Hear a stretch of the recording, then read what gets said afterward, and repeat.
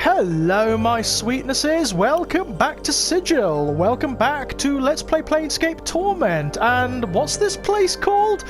The Brothel of Slating Intellectual Lusts, was that it? I think that's what it's called, anyway. It's an odd place. It's a very odd place. We are currently busying ourselves. We promised the proprietress that we would talk to each of her working girls, and that's exactly what we're doing, and we've got a lot of jobs to do, actually. There's a couple of things I need to do, actually. I need to go back through Sigil. Oh, hello. What's this? Oh, that's very peculiar. There's a strange back door. We may go there in a moment. That's a little weird. Let's see what's going on here. This container is locked. Well, that's all right. Hi. We've got someone who can deal with that, haven't we? No, I'm not gonna steal from here. I just want to see if there's anything in there. That's all. If there's something really good, then I'll do it. Besides which, it's worth doing because she gets points for this. She actually gets experience points, so it's worth doing. A handkerchief. This is an unremarkable silk handkerchief. Thin bracelet of silver. I'm going to take that. That looks like a quest item to me. Endure. So I'm going to take it. In enduring, grow strong. Hello, who are you? Oh, you're just a patron. One of the Chatterbox patrons. Okay, where are we? Hello?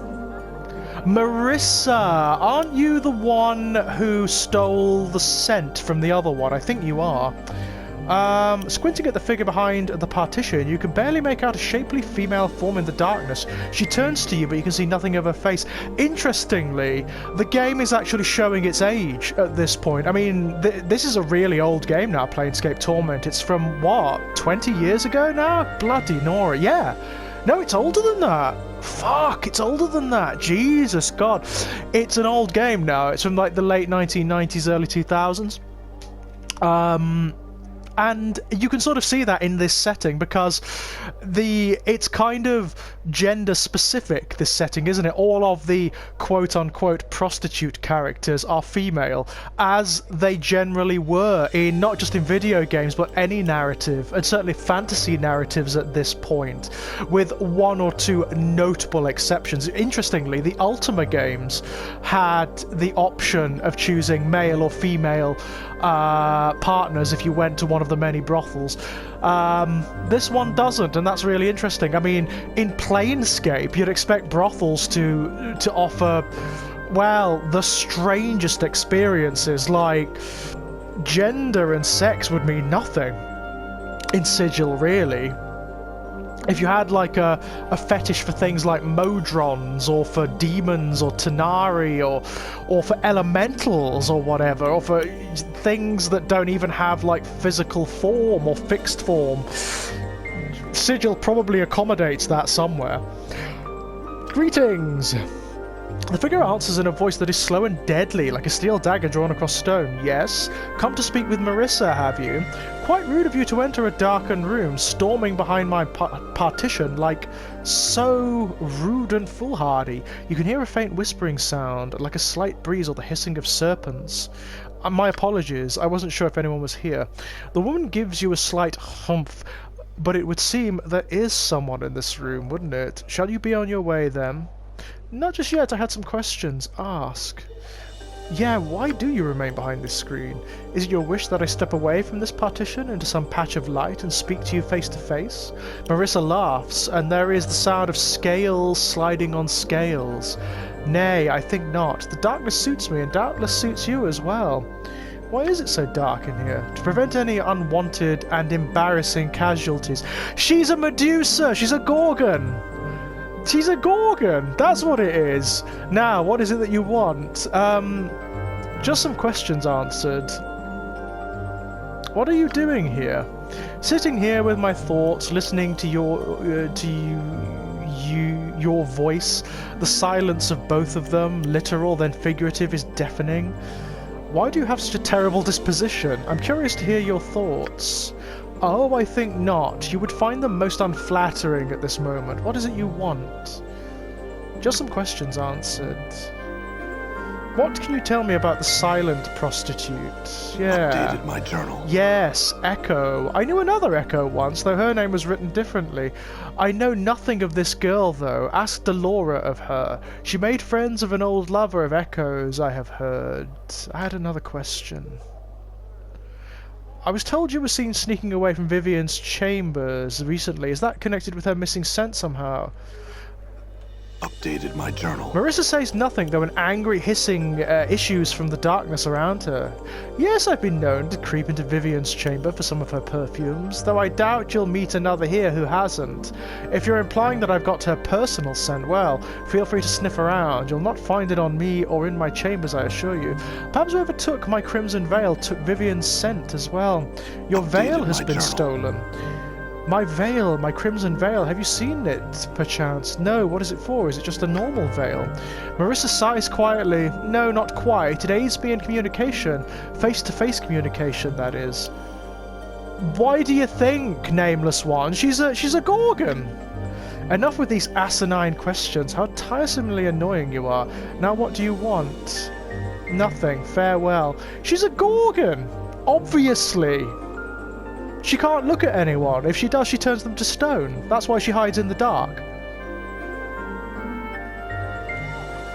Any secret doors or anything around here? No. There might be something in here. Coin. I don't really need coin. I don't want to steal it from this place anyway. Vivian. Have we spoken to Vivian? I'll go and have a look in a moment. But there's a lot to do here. There's a hell of a lot to do. Whoop. There's actually another character I need to go and get as well. Oh, there's just another handkerchief. I don't need that. So the handkerchiefs aren't anything. This container is locked. Okay. That's fine. I'm going to just have a look at that. Right. Nothing. Just money. Just coin. Hello. Oh, hello. What are you? Kimaxi Adatong. Interesting. What are you? I will hear you. Ready. Done.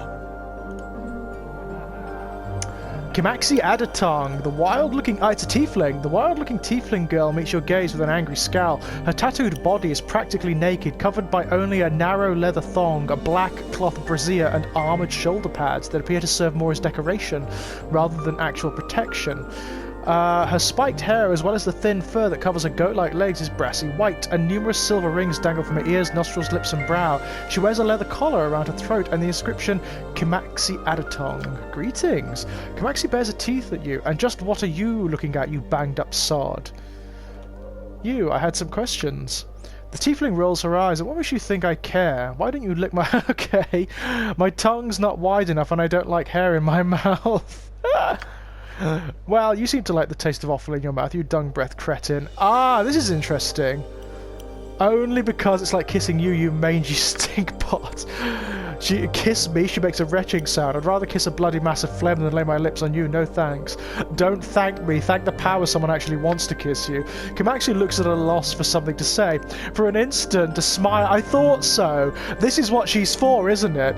This is like her purpose. It's to insult, you know? She trades barbs, you know? Then she becomes more of a basilisk than ever. Alright, what do you want of me? Questions answered. She looks annoyed. Fine, whatever, ask. Who are you?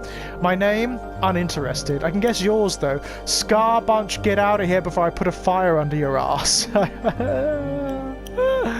have another question. What are you doing here?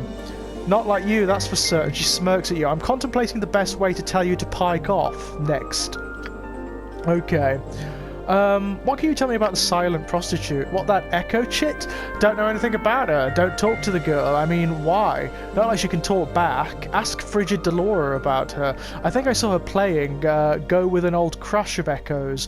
Oh, right, back when she could talk. I had another question. I tried to find Vivian's scent. Do you know where it might be? Try a hive gutter, or perhaps that's just a similar aroma. To be serious, though, Marissa stole it. Marissa, are you sure? No, but I'm hoping you'll go stomping into her room and upset her enough to do something awful to you. Ha! I have another question. I tried to find Marissa's Crimson Veil. Do you know where it might be? She smirks. Up your ass, perhaps. Hells, I don't know. Kimaxi smooths back her hair, which instantly springs back up into a spiky mass. See ya! Interesting. But they all told us to go and talk to Dolorea, didn't they? Dolorea's eyes flash as he sees you. Did you find him? Has he agreed to return the keys to my heart? Not yet. Farewell. Kisai Ceres, have we spoken to this one? This alarmingly voluptuous woman has a thick mane of wavy raven-coloured hair, bluish skin, and shimmering crimson eyes, like rubies which have fires lit behind them. Though she is not beautiful in the typical sense of the word, her features are exotic and not altogether unattractive. Greetings. The woman's voice is deep and sensuous, and my greetings to you, sir. Her burning eyes roam over you. I'm Kisai Ceres, so tell me, what might I do for you? What do you usually do for your patrons? Talk, of course. Usually about dreams, often those erotic in nature, but not always. Kisai winks at you, smiling. So, would you like to tell me yours? Don't be shy. I've heard everything, you know. Nothing will shock or surprise me, and I so love to hear people's dreams. We can trade if you'd like to, but you must go first. I don't have dreams, actually. Kisai arches her eyebrows in surprise. Truly? How sad. Even fiends and divas dream, you know. Are you certain you don't? Quite certain. No dreams at all. Too peculiar. I'm at a loss as to what to say. Well, I did have some questions. Kisai blinks her crimson eyes at you, awaiting your question. If you don't mind my asking, what are you? Kisai shakes her head. What, can't you tell? She draws herself up, thrusting her ample bosom towards you. A woman! She raises an eyebrow. I can see my answer doesn't please you. I'm plain touched, actually, like your friend here. Kisai indicates Anna. That's all you need to know. I had another question. Yeah, but she's not a tiefling. I don't know what she is.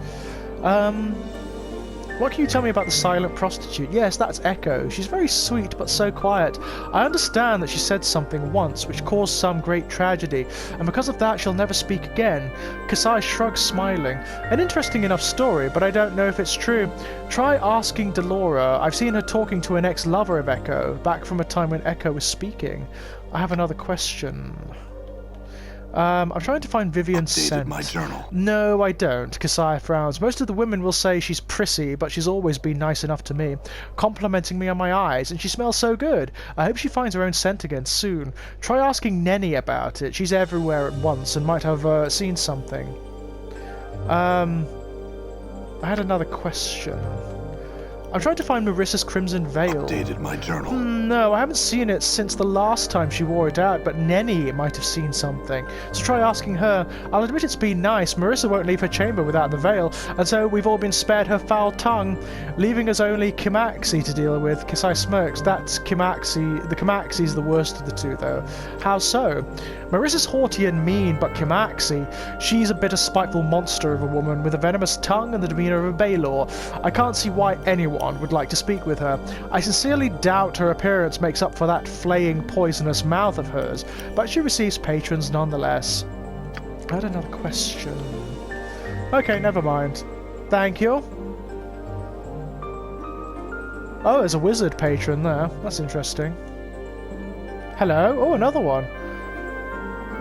Eves the Tail Chaser. This fetching young woman has a faraway look in her soft sea-green eyes. Greetings. Greetings. I am Eves the Tail Chaser. Have you come to trade tales? I'd like to trade some tales. I would like that very much. Tell you the story of the Alley of Lingering Sighs. Oh, there's so much. Yeah, let's tell her that one. Eves leans forward as you tell the tale of your awakening in the Dustman's mortuary. She seems to devour your every word. As you finish, she smiles at you. I shall remember this tale. I too will tell a tale of the Dustmen. Chapters of Dust. Go on. There are chapters in the Dead Book, the massive tome which the Dustmen keep that records the passing of all that lives into the eternal boundary. In this book, there are chapters that are naught but dust, and it is believed that the names therein are lost souls who cannot die, but must suffer life eternally until history itself dies and grants them release. I have another tale to share with you. I would like that very much. Yes, tell her. Eves leans forward as you tell the tale of the alley giving birth. She seems to devour your every word. As you finish, she smiles at you. I shall remember this tale, and now I have one for you. Before I begin, I must ask, do you know what a modron is? Yes? Okay, then I shall tell you the tale of the clock and the quadrone. Once upon a time, there existed a modron. It was newly created, its logic fresh and untested, and it had come to Sigil following the commands of its modron superiors. Go on. It knew of nothing but commands and dictates of obedience, and passing along the orders of its superiors. For you see, modrons are only aware of the commands of their immediate superiors. They have no grasp of a higher authority until this one. Go on. One day it came upon a small shop, within which there was a small clock that could no longer tell time. It was cracked along the edges, the wheels of its hands broken. The modron immediately set itself to work at getting the parts to fix the broken clock. Go on. It made a new wooden housing of the clock's parts, replacing the bent springs, carefully filed and oiled the clockwork machinery, and carved new hands from the sparse metal available to it. The newly repaired clock's precise ticking reminded it of the great gears of Mechanus, and it comforted it as much as anything may comfort a modron. Go on. And what the modron never came to understand was that it truly loved this clock that it had worked on, and for reasons it could not explain, elected to remain in Sigil and be with the clock for the rest of its years. That's kind of cool. I have another tale, yeah. Tell her the tale of the Silent King. Eves leans forward as you tell the tale of a hidden nation of undead ruled by a corpse who hasn't spoken in 1,000 years. She seems to devour your every word. As you finish, she smiles at you. I shall remember this tale, and I have one for you, the petitioner at the gate. Go on. It was far from the peak when the distant pounding was heard at the gates of the prison. Go on. Karis, the oldest mercy killer known to the faction, dragged himself from his post, making his way down the hall to the great gates that separated the punished from the outside world. The pounding did not fade as he reached the gate and spoke to it. Go on. He called out and received no answer. He opened the gate, far from feeling caution, but a strange, compelling sensation. Go on. A haggard figure was on bent knees just beyond the door. Her hands were bloody from where they had been pounding against the gate, and her breath came in laboured gasps. As the flickering light from the interior prison chamber poured across the cobbles, she glanced up at the mercy killer who stood framed in the doorway and began to sob with relief. Go on. He felt himself mirrored in all but his gender as he stared at the woman, and he was stirred by her presence. Karis found himself unsure of what to say, so he simply waited for the woman to provide an explanation. Go on. She did. It was a simple statement, but of utmost importance, and it made Karis, whose knees ached painfully with every movement, bend down and help the woman to her feet. He brought her in from the outside, guiding her gently into the passage beyond. Go on. She had said that an injustice had been done, and that was all that Karis needed to hear. In the end, it came to pass that she could not fulfill her duty as a Fury, for a man guilty of a blood crime had died unpunished. She begged Karis and the Mercy Killers for aid, and so they executed her. She had failed in her charge. Right. These tales are going to have significance, aren't they? You can tell they are. Tell her the story of Reekwind's curse.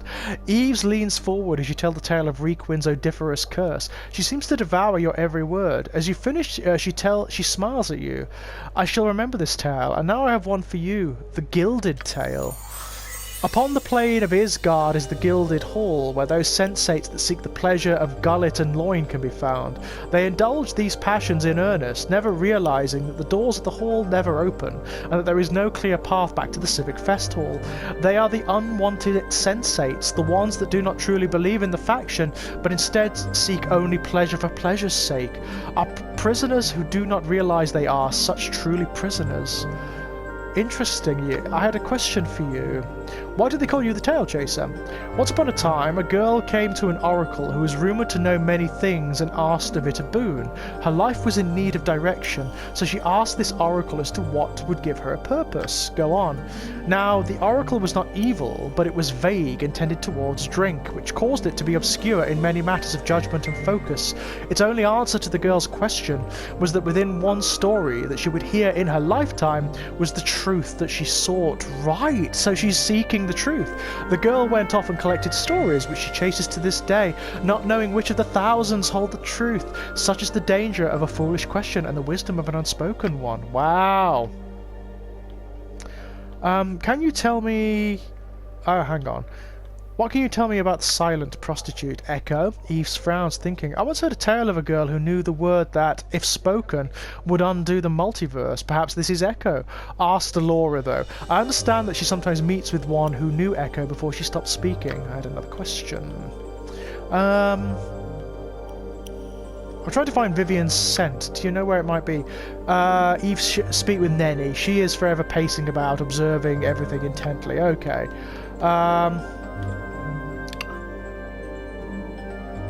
I'm trying to find Marissa's Crimson Veil. Do you know where it might be? Eve shakes her head, but Marissa's is an interesting tale. Would you hear it? Yes. Once upon a time, in a world of heroes and a time of petty childish gods, there were 3 sisters, cursed with a hideous appearance. They were considered demons by the people of the land and forever shunned. One missed her sisters terribly, yet left that world with its shame behind, but exchanged the pettiness of a pantheon for the pettiness of self. Right, okay. Yeah, where is the 10th student? I've spoken to 9 prostitutes altogether. Do you know who or where the 10th student is? Eve shakes her head. Speak with Nenny. Okay, farewell. Thank you. That's really interesting. So where is the 10th? How may I help you? Fall from Grace turns as you approach and smiles slightly. How may I help you? I had some other questions I wanted to ask you. I've spoken to 9 of the students as you asked, but I could not find the 10th. And you could not find the 10th student? How curious.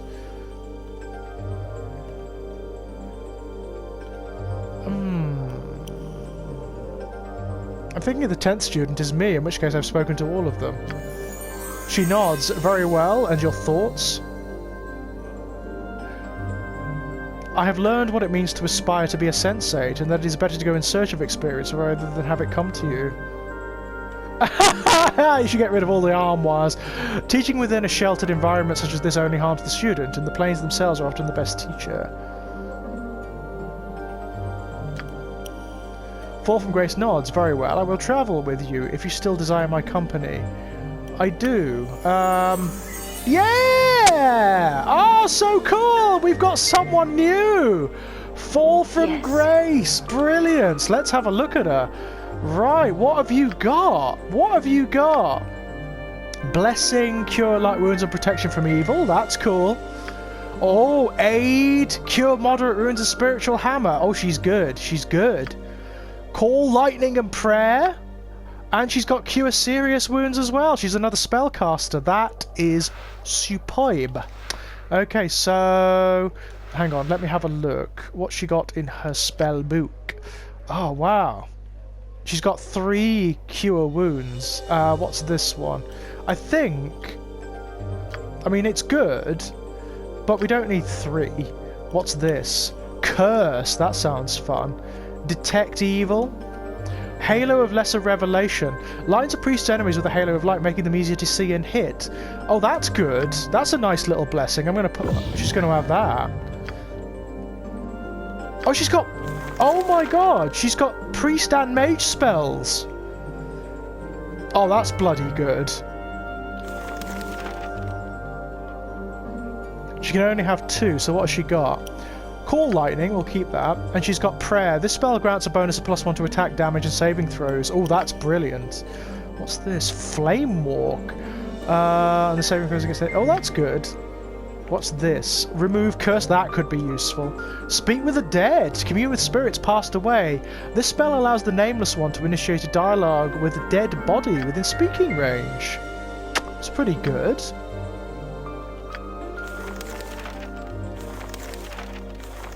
God, she's got loads of shit. This is really cool. What about her mage spells? Oh my god, she's so good. Blindness. Ooh. Chromatic orb. Okay, we will have... What's this? The blindness spell. We've got friends. Pacify. That's pretty good. I'm gonna have shield. Shield's a really good sort of utility spell, if you like. I've got 3 of 3 of these, and ooh, you know what? Is that mirror image or blur? I think. Ooh, I would love to have Blur. Blur's a great... Oh, I can't do that one yet. Oh, well. That's brilliant. I do love all this shit. Like, seeing what a character's got. Attack, fall from Grace's touch. What can she have as a quick item?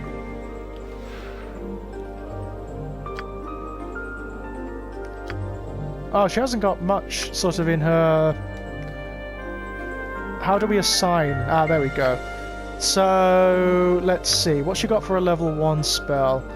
Oh, Cure Light Wounds. Yeah, absolutely. Level 2... Cure Moderate Wounds, definitely. We'll make her a bit of a utility, yeah? Aid is good. We'll put Spiritual Hammer there as well. Hang on. No. That one. Level 3. Call Lightning, because that's brilliant. Level 4.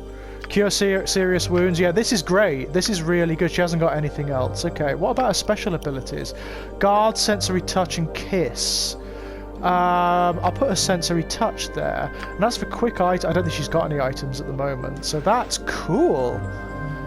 That's brilliant. Okay, inventory. We can sort of spread some shit out. Oh, hello. Fall from Grace's diary. So that's a key item, clearly. Okay. Oh, he's a bit laden down with crap, isn't he? And so is my nameless one, actually. We've got a lot of shit. We could do with a Bag of Holding. Bag of Holding would be great.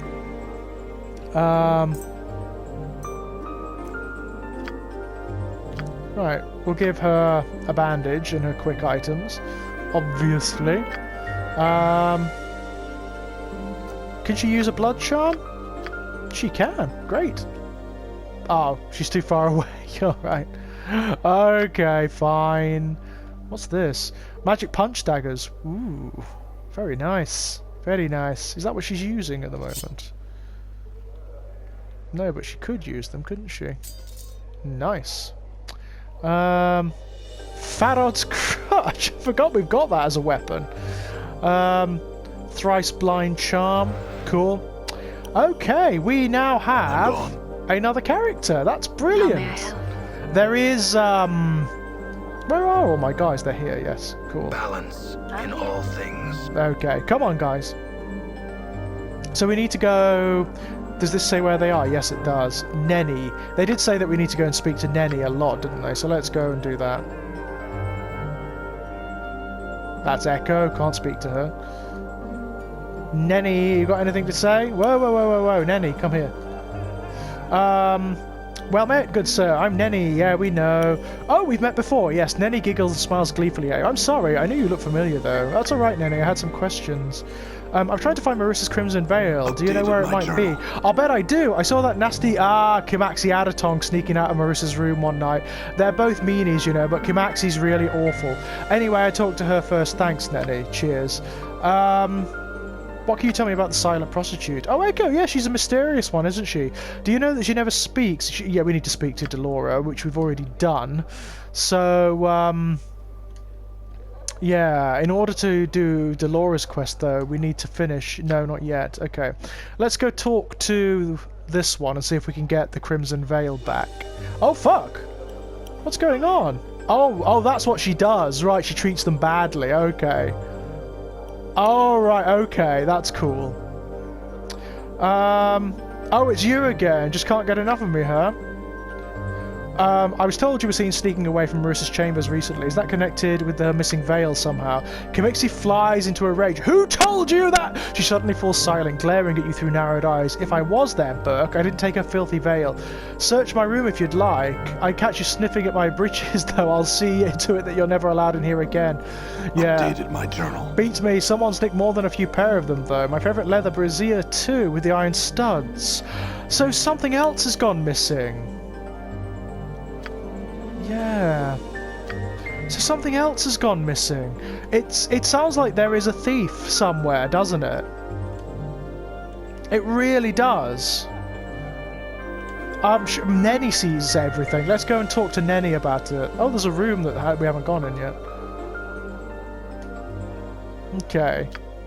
Kimaxi said someone's been taking things from her room too. Have you seen anything Updated odd? my journal. Then his eyes suddenly go wide. Oh, that's right. You know, once I saw a man sneaking out of Kimaxi's room while she was talking to a patron. I watched the front doors all that day, but he never ever left. Isn't that odd? I don't think he could have made it out a window, and so I never figured out where he went, and then I totally forgot about it. Yes, it is. Thank you. Oh, he went out of the secret passage, yeah? At the back here. Oh, it's the Armoire. It's the Armoire, isn't it? Let's talk to the Armoire. I had some questions, Lewis. Nenny told me she saw a man leaving Kimaxi Adatong's room. I think that was you, Lewis. You think? How could you be so alarmingly rude, so ludicrously presumptuous as to spout forth such an accusation without being absolutely certain of your charges? How dare you, impertinent brassy cur? Why I ought to... As Lewis rails and curses, his drawers open and close. You notice a small bundle of crimson cloth tucked alongside some clothes. The repeated opening and closing of the armoire drawers making it difficult to grab, however. Wait for an opportunity to grab it. You stand poised at the edge of the armoire. It keeps gabbing on, but it never seems to stay open long enough for you to grab the cloth. Try and snap your hand in while the drawer is open. You simply cannot move your hand quickly enough to snatch the crimson cloth from within Lewis. The most you could accomplish would be getting your fingers crushed. Give me that crimson cloth. Shan't, won't, never. Pull open the drawer. The drawer remains closed. You hear it puffing and wheezing from the exhaustion. Go away, you barbarian. Give me that crimson cloth, Lewis. Beg and whine? Oh, please stop that rubbish. It is quite tiresome and transcends all known meanings of boredom. Beg and whine some more. Stop, how tediously dull. You're making me quite drowsy. Keep on begging and whining. The armoire yawns, exposing the crimson cloth where it rests snugly beside some undergarments. You dart your hand in and seize it before the drawer can close itself. Tugging it away, you notice that it is perfumed with a light, exotic and most pleasant fragrance. Damn it, you rogue, blackguard, scoundrel! You give that back this instant. That's not yours. That is an exceedingly personal garment that belongs to a lady of this establishment, and they would not appreciate you fondling their private things. Oh, but it's alright for you, you wooden pervert. Right. I'm not doing anything so criminal and malicious as you are. I am merely soaking in sensations necessary to my growth as an individual. Yes, yes. Farewell, Lewis. Right, so now we can go and give the Gorgon her veil back, yeah? This is going exceedingly well. Oh, there she is. Marissa's cold, cruel voice hisses from out of the darkness. It returns. You have a reason for coming this time, I trust. Or just more of your pointless questions. I should give her a sibilance, really, shouldn't I? Actually, I brought your crimson veil. Then would you please hand it over? Of course, here you are. Updated my journal. You hold the crimson veil before you and feel it take it from your hands. Ah, yes, much better. Two shining points of red light appear before you as she opens her eyes. So that's what you look like. Perhaps I would have been better off with my eyes shut. I have a question. Never mind. There you go. That's her sorted.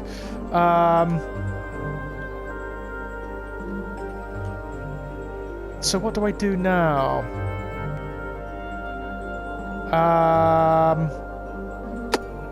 She's got the crimson veil back.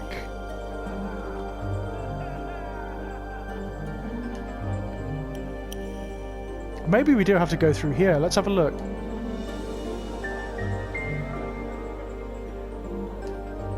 I don't know what this place is, so we're diving in. The brothel cellar! I'm gone. Oh, okay. Oh, wow. God, it's beautiful. Like, genuinely beautiful. Brothel caretaker. Oh, hello. That's interesting. Let's talk to you. Greetings, sir. The man turns to fall from grace, and greetings, Mistress Grace. Rest assured I'll keep the lady's sensory stones in order while you're away. The man turns back to you. If you'll excuse me, I've several things to tend to. All right. Oh, these are the sensory stones. Oh, interesting. So these are each of the lady's sensory stones. That's really fascinating. This clear stone, held in a mesh of engraved silver bands, pulses with brilliant inner light. Inscribed into its base is the word Eves. Leave. Oh god, yeah. Don't really want to mess with them because they're very personal, you know? Oh, so he takes care of the sensory stones. I see. That's kind of fun.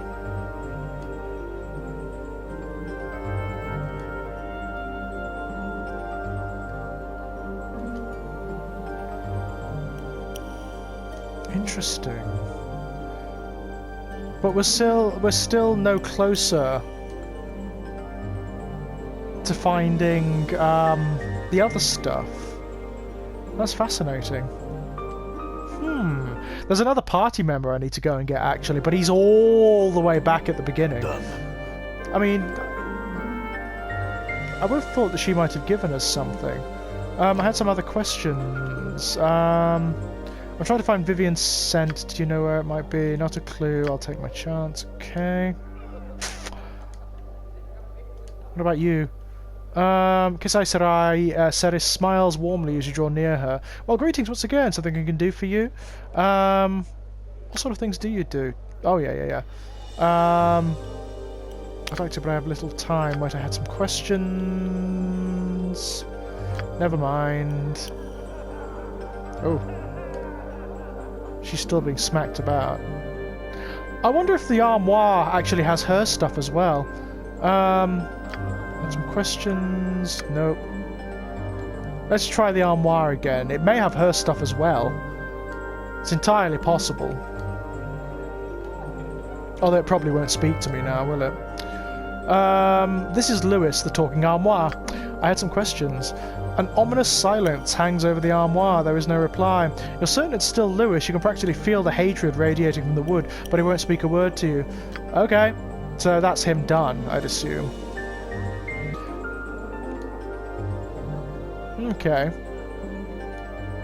I suppose we can sort of leave now, can't we, for now? Anyway, there's Echo.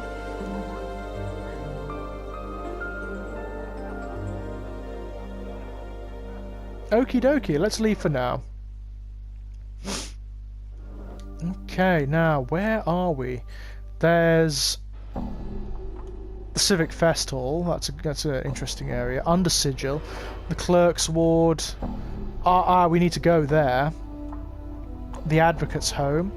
And to Under Sigil. I think what we're going to do for now, my loves, is we're going to go back to Under Sigil, because we need to go back to oh, there's a Harmonium Officer. I'm going to leave that well enough alone. Don't want anything to do with that for now. The Tailor. Back to the lower ward. Ooh, should we do that actually?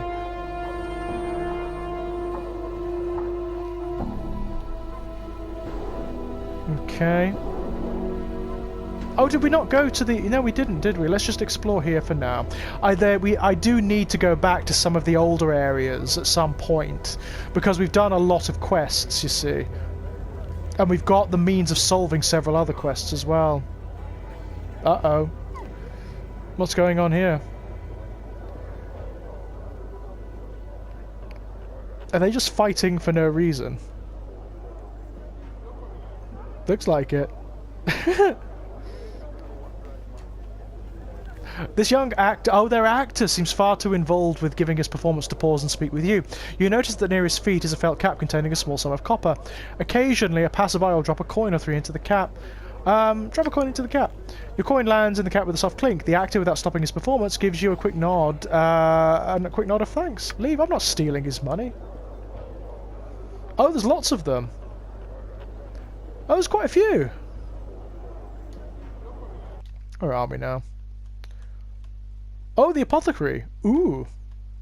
The curiosity shop. Ooh. That sounds a little, dubious. Oh, an apothecary. That could be useful. We sell potions and things. I love the ambient sounds in these games that make the cities feel alive. This low table is littered with containers holding various powders, liquids, shavings, and the like. They are unlabelled, and you don't recognise any of the substances immediately. Alright. Sensate. Pestil Kiln. Great name. You see a wall-eyed fellow whose skin seems to writhe and ripple across his entire body. He is smacking his chapped lips with a blotched tongue. As you watch, his right eye moves independently of the left, focusing on you. A second later, the left one flicks to look your way, then reverts to its original position. The right eye blinks. A strange gurgling comes from his throat. Greetings. The man gives a lopsided grin and points at himself with his right thumb. Pestle, I'm called the alchemist. He points at himself again, this time with his left index finger. The name's Kiln. Oh, I get it. He's two people. I am... His throat convulses for a moment, then relaxes. A large green glowing pustule suddenly bursts from the side of his neck. Something you needed then, sir. Gawk. His throat clenches again, and a wave of quivering flesh swallows the blistering green pustule back beneath the skin of his throat. He coughs violently for a moment, then seems to relax. Phew. May I ask what happened to you? The left eye rolls upward in exasperation. The right eye looks askance. Too much to drink. Too much of what, though? Potions I drank. Too many potions. His mouth slides down beneath his chin. His left nostril forms another one. The most I ever drank, that's for certain, of polymorphin they were, and brewed in limbo. Oh my god, so he drank some polymorph potions. That were made in limbo. Okay. Anything I could do to help? The man's eyes turn inwards to look at each other, then back to you. Dunno.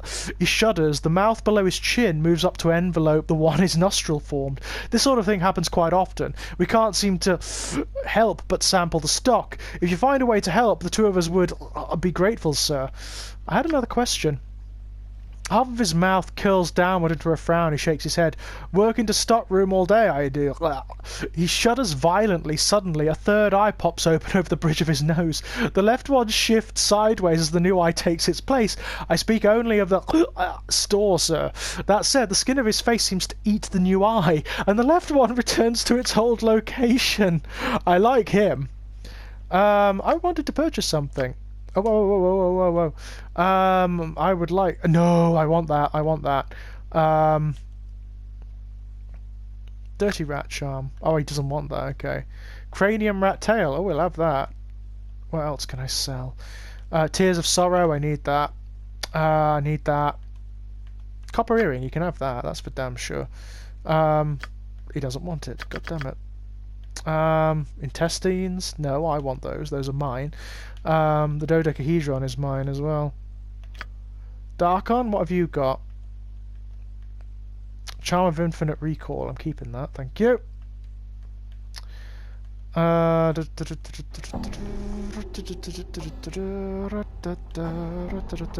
want the copper earring. God, he doesn't want much, does he? Cockroach charm? No, he just doesn't want to buy. Like, at all.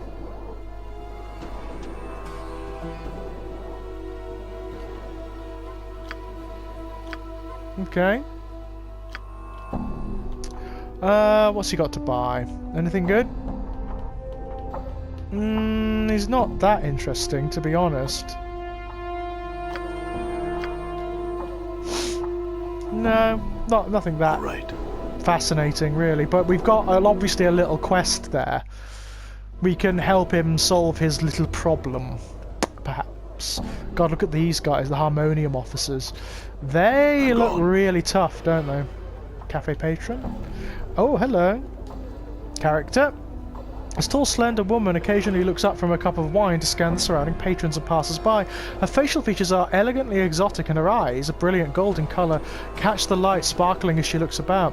Greetings. She regards you carefully for a moment before replying. She speaks slowly and carefully, avoiding direct eye contact with you. I, Elwyn, return your greetings. Oh, yes, your friend Nemel is looking for you. Updated my journal. She begins to smile, but then covers her mouth with her hand and looks down at her drink. I, Elwyn, am most pleased to hear of Nemel. Might I, Elwyn, persuade you to tell her of this place? I'll do it for a price. Yes, I'll do it for you. Journal. She looks at you directly, and for the briefest of moments before she casts her eyes back down into her drink, your senses are awash with a warm, comfortable feeling. Pure happiness. I, Aelwyn, thank you. It's my pleasure. May I ask you about her, though? Aelwyn nods slowly. The way she speaks and what her words do. How? I, Elwyn, can only say that we come from another place, another world. We are not like the people here, whose words, thoughts, very feelings even affect nothing directly. Go on. I, Elwyn, take great care so as to not affect those around me too greatly. Nemel, she is new here and cannot do so. It is something she must learn, should she choose to remain here much longer. But why? There are many reasons I, Aelwyn, feel it is not right to impose reality upon those without the ability to impose their own reality upon me, Aelwyn. Is there anything you cannot do by simply speaking of it? She frowns, a strange, unpleasant feeling rising in the pit of your stomach. Please, I, Aelwyn, speak of it no more. Just one other question. She looks at you directly, your face reflected in the glittering gold discs of her eyes. He would speak of it no more to Aelwyn, and thus would no longer force her to speak in such a way to him. You find yourself unable to voice another question. Your words catch in your throat as you try to ask. Fine then, farewell. Wow. God, what a power, eh?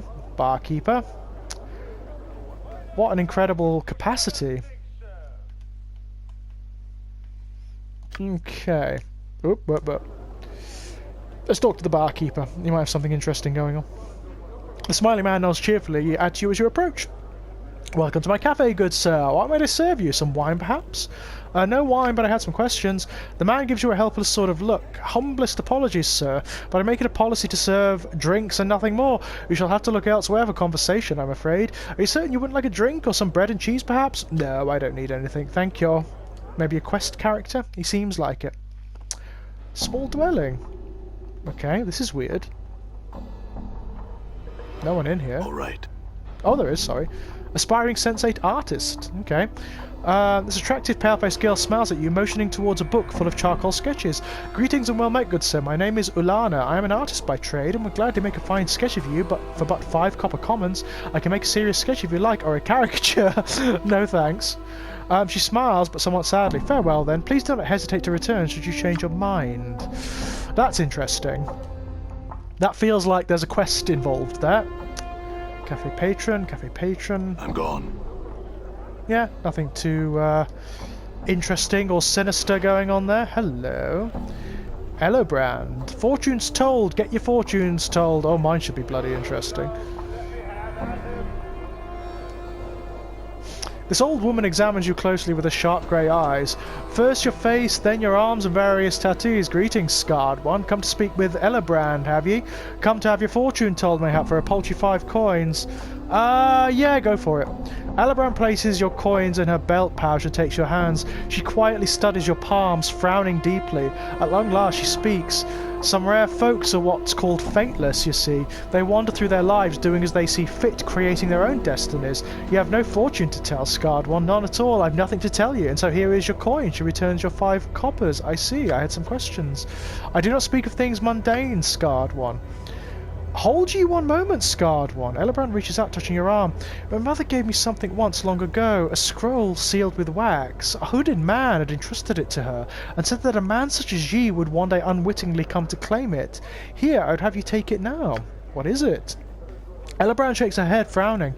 I do not know. She was sworn never to read the thing, and I obeyed her request to leave the seal unbroken. The man had paid her handsomely to take the scroll and warned her of the direst consequences should she open it. Oh dear.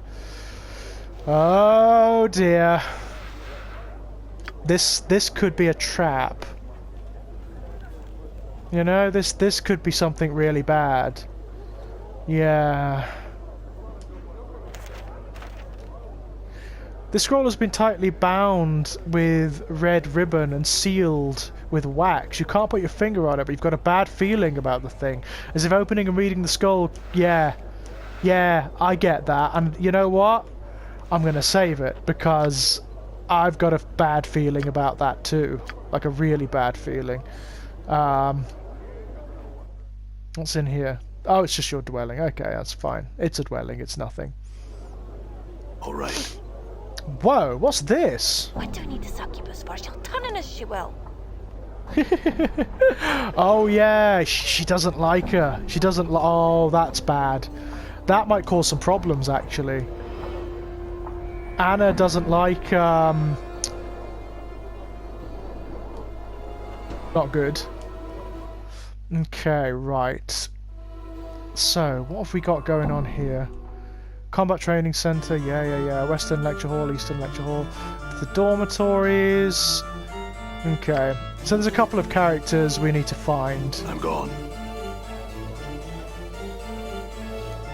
Mertwin the Headless, have you got anything? Greetings. Step away from it. Yeah, okay. No, leave it be, okay? Haven't got anything to do with him just yet. Jumble Murder Sense, we've dealt with you. Sensate.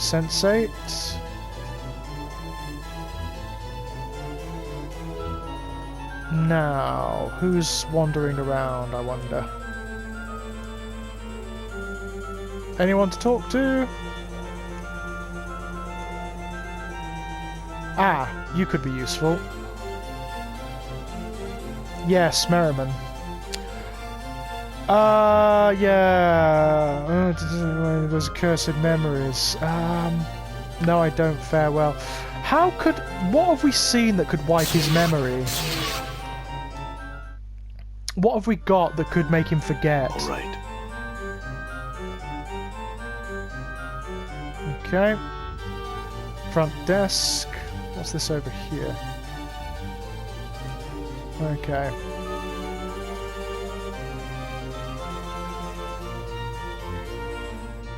Oh, there's Unfulfilled Desire. Yeah, she was interesting.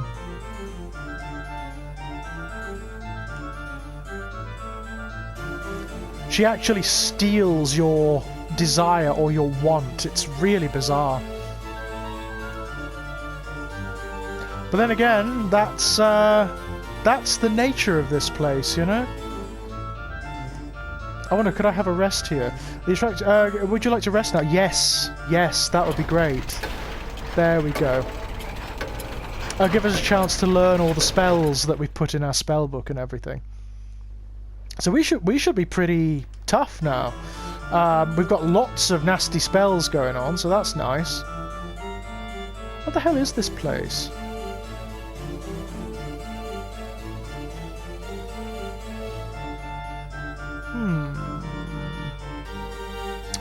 Not yet.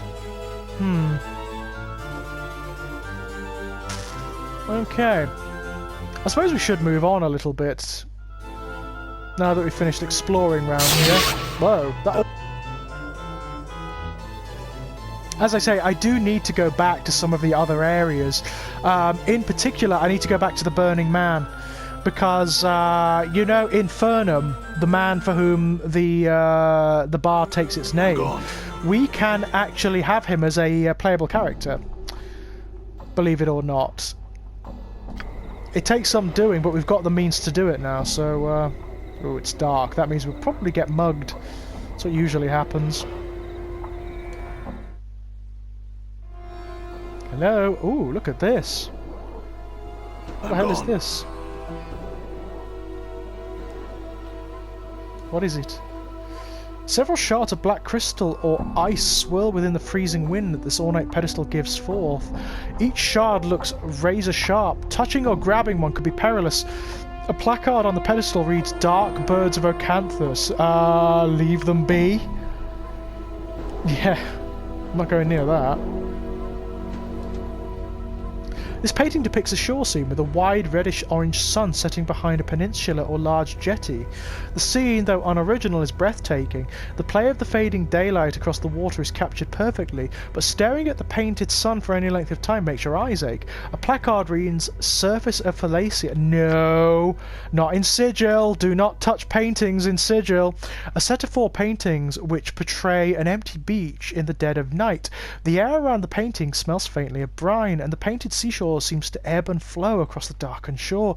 A placard reads, "Caress through Thran's shoreline. Sniff the paintings. The surface of the painting smells strongly of sea air. I am not touching it. No." So this is sigil. These paintings could be doors, you know? This painting shows an enormous granite keep, a hideous thing, long and low, covered in leering gargoyles, suspended in what looks to be the night sky.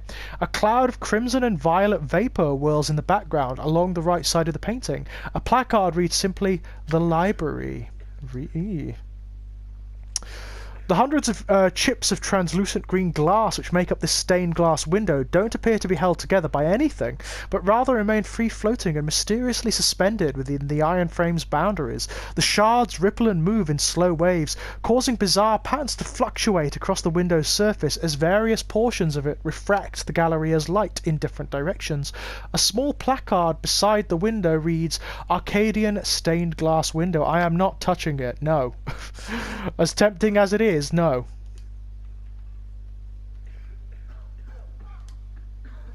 This painting is a dark cityscape, a faraway view of some giant centre of civilization being burned to the ground. The streets of the place are empty, however, absent of soldiers, refugees, and even corpses. A placard reads, "The Folly of Udo."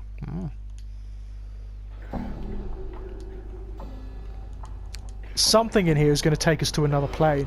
This looks to be a subterranean landscape, a massive cavern interior filled with colourful, faintly luminescent gigantic fungi. A placard reads, "Veil beneath Clangedin." I think Clangedin is in Faerun or Tamriel, the main Dungeons & Dragons fantasy world. This is a portrait of a grotesque hook-nosed old crone. The hag's flesh is a sickly grey hue colour. Her eyes glow red like the embers of a dying fire. Her chin, long and sharp, juts forward in an extreme underbite. Two yellowed canines protrude upwards from her lower jaw like small tusks. The smile upon her withered, purplish lips speaks of a horrible secret. A placard reads, "Grey Hag of Oinos." Oof. As you begin to turn away from the painting, something in it draws your attention. A strange tingling sensation arises in the back of your mind. A memory beginning to surface. Oh dear. Yeah, recall it. Uh-oh. What happened? This is a portrait of a grotesque... Yeah, leave. Oh, that's weird. It won't let me do it anymore. That's really strange. I don't know what happened there. Let's try that again with just the... I'm listening. Just the nameless one. Done. And you can get out of the way. No? Okay, that was weird. I'm here. It is I. Aye, what? Very strange. The statue looks like it is about to make some angry proclamation. The sculptor has captured the essence of fury magnificently. The chiseled tension lines around the neck and forehead alone must have taken many long months to get correct. Fine cracks run over the entire statue, and there is a plaque attached to its base. Read the plaque. The plaque reads, "This statue is believed to be the final state of the Etherian sorcerer." I'm not even going to try and pronounce that. Attacked by a conclave of rival sorcerers at the height of his dream madness, he was imprisoned with a spell that turned his flesh into stone. Gangroiden is said to have been frozen with a final awful curse still upon his lips, a curse so terrible that it was never meant to be spoken by the lips of a living man. Examine the statue. The statue looks like it is about to make... Yeah. Examine the cracks. You carefully examine the cracks that run like a network of fine black veins along the statue's surface. At one point near its inner arm is a section where an entire splinter of stone looks ready to come off. No, I'm not going to break it. Oh, that one's rippling. That's disturbing. The surface of this painting, a wild collage of vivid colours, ripples constantly, as if it were the surface of a pond during a light rain. A placard reads, "Wave Motion 7. I am not touching it." A brilliant ruby statuette stands on this pedestal, carved into the image of a winged humanoid.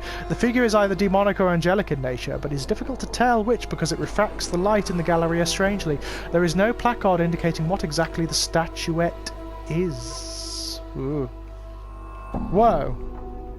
A massive horn of beaten lead, wound with brazen chains. The horn is horribly mangled, as if some tremendous force had crushed it. Jagged blades protrude along its length, almost as if it were meant to be used as a club by some gigantic creature, as well as a battle horn. A placard mounted beneath the horn reads, "Cleansing Horn of Acheron. Put your head against the wall." No! No! That would be really foolish. The Horn of Acheron? Acheron is one of the levels of hell, but not blowing that. A painting of tall black cliffs against a blooded sky.